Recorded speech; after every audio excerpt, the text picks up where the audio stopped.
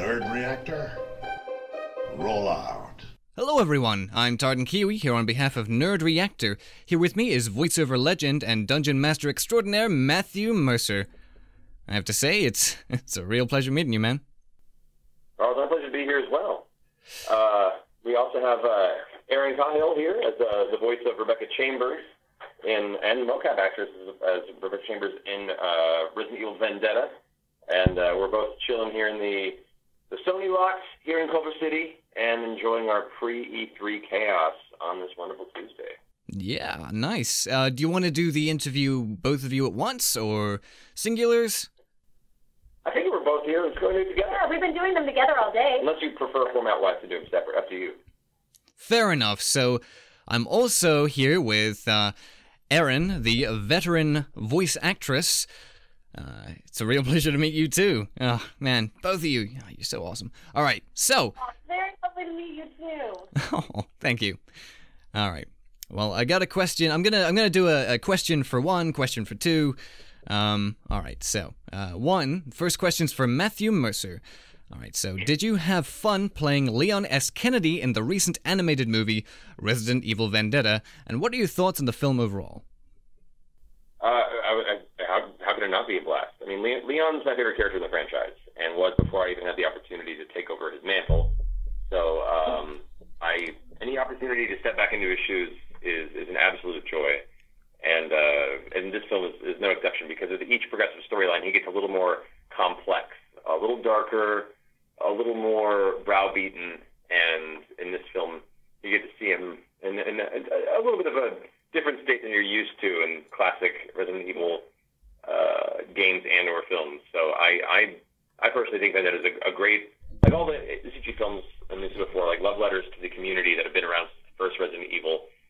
This one definitely seems to take a lot of inspiration from the recent Resident Evil 7 and the classic survival horror genre, while still blending that with the kind of over-the-top crazy action that you've seen the franchise embrace so heavily. And I'm super excited about it, and I'm pretty sure folks will be enjoying it. Yeah. Oh, dude, that is awesome. I'm glad you had fun, man. All right, so Erin, I have a very similar question. Did you have fun playing Rebecca Chambers in the recent animated film Resident Evil Vendetta? And what are your thoughts on the film? First of all, totally charmed by your accent. I keep making faces, and Matt keeps like laughing at them. Yes, I loved playing Rebecca. I've been saying all day, it's been such a joy to bring her back, you know, because the fan base saw her, they haven't seen her in like 20 years. And when they saw her, she was at, you know, the edge of becoming an adult. She was in her late teens, and now you get to see her as a fully formed woman who's made so much of her life and is such a contribution to society in and of herself before, you know, the events of this film, before everything goes to hell in a handbasket. But it's such a joy to be part of the franchise and to bring her to life in this way, or back to life, as it were. Yeah, I'm thrilled. I'm just bumbling over myself. Did that answer your question? I'm thrilled. I love Rebecca. As an actress, I love playing her, and as a fan of the franchise, I love playing her. Oh, dude, both of you having so much fun. It's good to hear. All right. Second question, and it'll be similar for the both of you. So, Matthew, on the voice of Leon S. Kennedy, how did you go about crafting your version of his voice in your head? And how much influence did Paul Haddad and Paul Mercier have on it? How would it call me Paul B?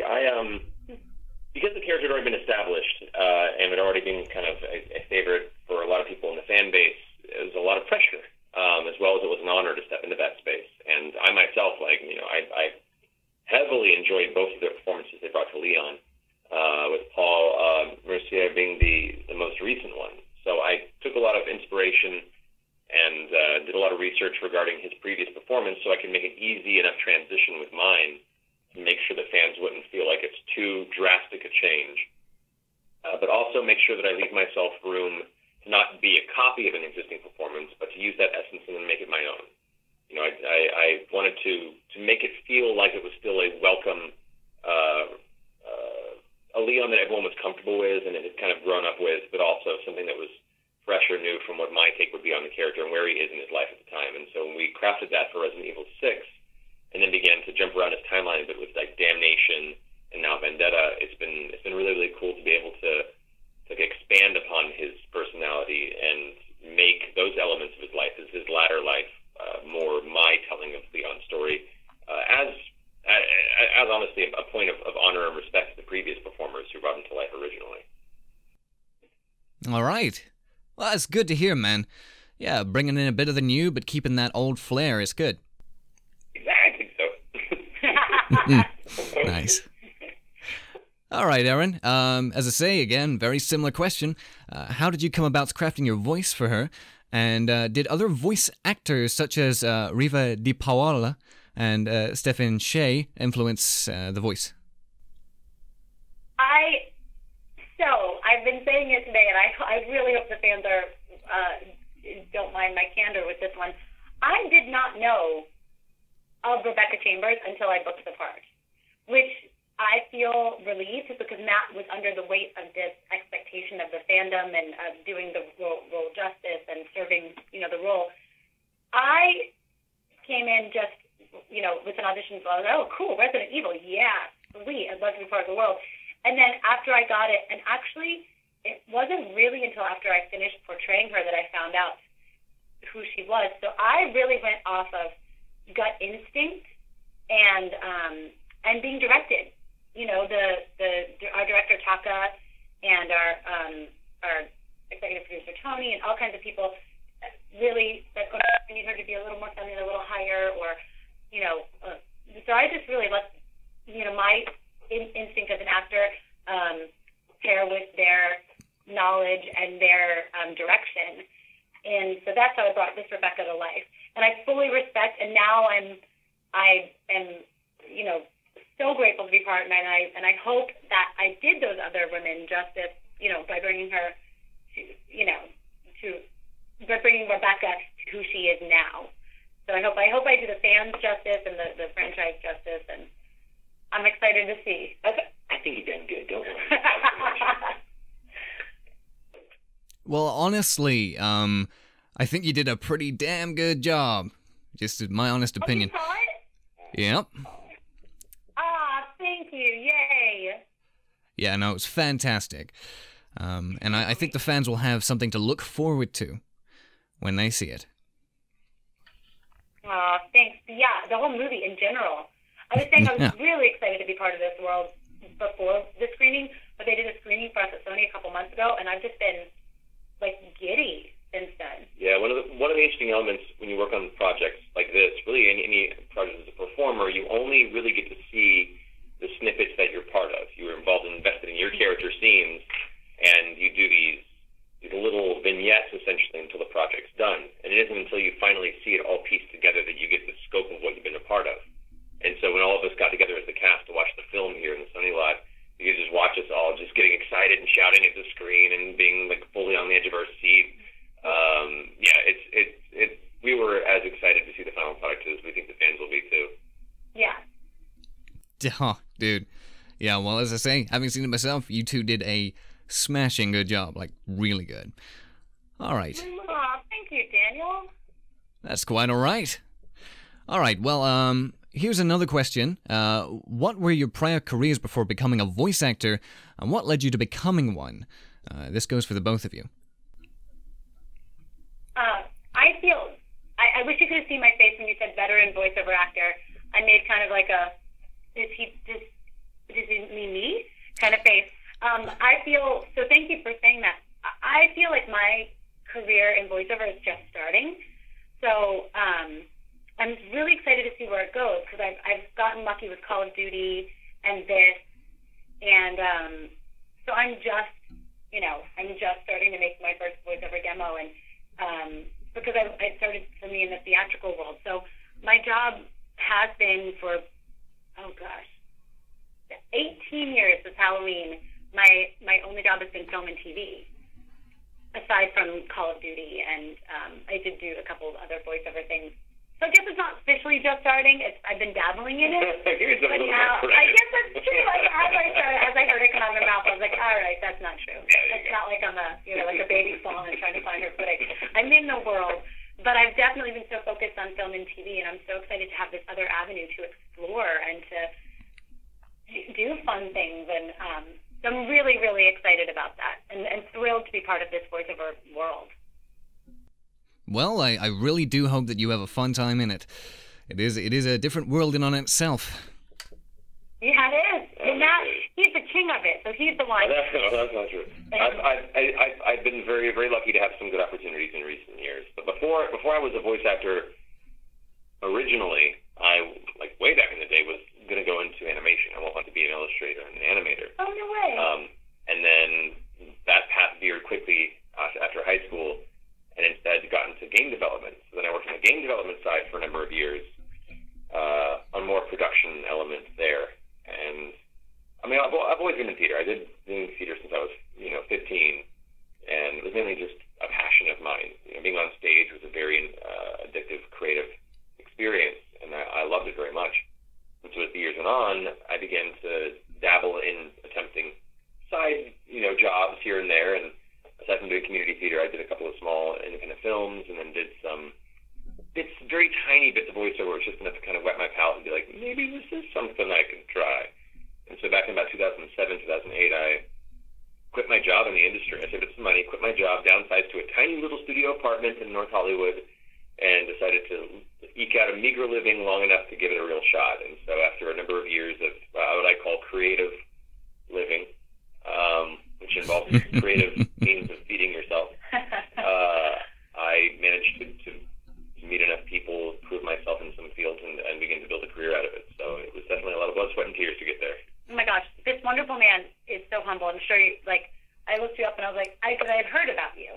When we did the original, back when I did the motion capture, I'd heard, we're like Matt Mercer, your name is in the ethos because you're amazing and you have such a following.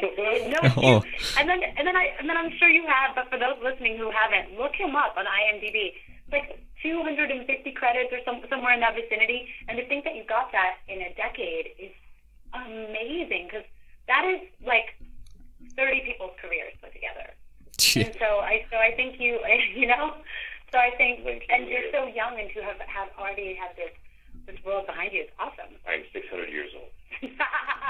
That explains it. You heard it here first, folks. 600 years old, Matthew Mercer. Works for Bathory, it works for me. Oh, blimey.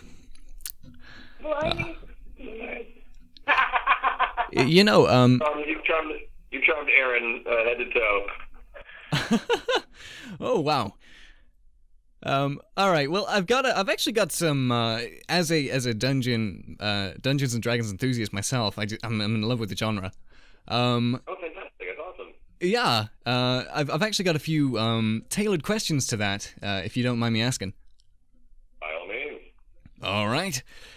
So Dungeons and Dragons in the last few years has blown up, which I must say I'm very happy about. Critical Role is at the forefront of this tabletop resurgence. I gotta ask, what inspired you to bring your home game into the limelight? Oh, it was less of an inspiration and more of kind of a leap of faith. We didn't intend to put it on camera. It wasn't an idea that we had.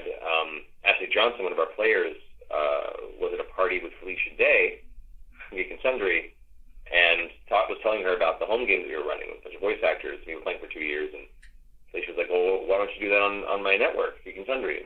That's awesome. And so Ashley asked us, and we were like, it's very personal to us. We all friendships were bonded so much stronger through this game, and like putting something you love on the internet, there's a good chance the internet's just going to light fire to it and scream obscenities at you. Oh, yeah. We were as you know, we were very reticent to kind of just throw it out there. But Twitch, as a format, allowed us to play it live with cameras and not have to edit it and not have to polish it. We didn't want to present it. We just wanted to keep playing our game and just invite people to come be a part if they wanted. And so we gave it 6 weeks to see if it would find an audience or if people cared enough, and to see if it changed it too much for us that we didn't enjoy it anymore, so we could stop it. And to our delight, it it still felt like our home game, and people seem to resonate with it. So the community has just grown, and this strange, unexpected phenomenon, we're just holding on by the seat of our pants and doing the best we can to be good role models in the community. Yeah, dudes. Well, listen, you're doing a real good job, so you just keep on keeping on. That's all I can do. That's all any of us can do, really. All right. Yeah. Would you say, this is more for the actors, would you say Dungeons & Dragons is a good way to improve character acting and improv skills? Ooh. I would tremendously say so. I mean, like any form of improv, or where, one, it just hones your ability to make decisions quickly and think on the fly. You train yourself through improvised work, whether it be an improv class, an improvised show, or at the table rolling dice. It allows you to make strong, bold decisions quickly and find ways to listen to your compatriots and yes-and off their stories and weave a narrative communally. And that's essentially what D&D is. That's what stage improv is. And those skill sets are extremely helpful for any performer out there. I owe most of my career to D&D because that's where I got started. I started playing D&D when I was 14, and then when I got into theater, it was just kind of a merger of that idea that you craft these character personalities and you embody them and watch them grow and change the more you experience with them. And so I built this toolbox of voices and personalities and archetypes that eventually became characters that I auditioned with and booked for cartoons and video games. And they all started as NPCs in my home D&D game in high school. So yeah, I tremendously agree. I think it's a wonderful experience, and it's kind of interesting as the years go on and D&D becomes less and less of a stigmatized social game. You start discovering more and more performers that you wouldn't expect being, loud and proud about their D&D habits and growing up playing the game and being like, oh yeah, no, I've been playing D&D since I was a kid. And that's where you have like the Vin Diesels, the Stephen Colberts, the Joe Manganiellos, all these people that are like now excited to talk about the fact that they've been playing since they were a kid, and it's okay and acceptable now. Yeah. Yeah, it's fantastic, man. No, I don't have anything to contribute except that it makes total sense. You've got like the most amazing mental acuity, so of course I'm hanging out with you. I'm like, yes, everybody play this game. If you get to have a brain like this man, yes. Also, as a fan of you, I'm like, yeah, I want to play. I've never, this wasn't part of my world as a dancer growing up and then, actress. So like those were my two focuses. But I'm like, yeah. But that was kind of the intent of the show too. Was a lot of people who would enjoy role-playing games never had the opportunity because it wasn't thought of something that you could openly invite people to or something that would be cool to try out. And so by doing our show and other people that do their live streams, we're trying to help the community understand that, one, it's not just a bunch of dudes in a basement, like men, women, all ages, and there are gaming groups that I've met and talked to us that are age ranged from 14 to 70. Like 3 generations all at the table together playing in the same group, and there's no difference. The world experiences make it. And look at difference in the friendships. And I don't know. I'm really excited to see where it goes from here. I have to say, my games have really brought some people together. Like, we've made some really good friends just over a game of D&D. So it's good to see it's resurging. All right. For the both of you, what actors and or voice actors in the past have been most influential to you? Wow. Okay, Matt, thank you. You're lovely.